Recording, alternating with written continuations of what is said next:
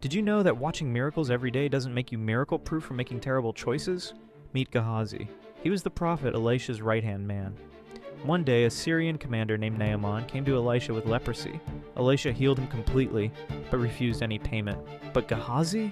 His eyes lit up with dollar signs. As Naaman's caravan left, Gehazi chased after them in secret. He lied, saying Elisha changed his mind and needed silver and clothes for visiting prophets.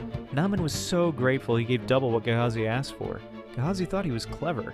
He hid everything and returned home like nothing happened. When Elisha asked where he'd been, Gehazi lied again. Big mistake. Elisha said, "I saw everything in a vision.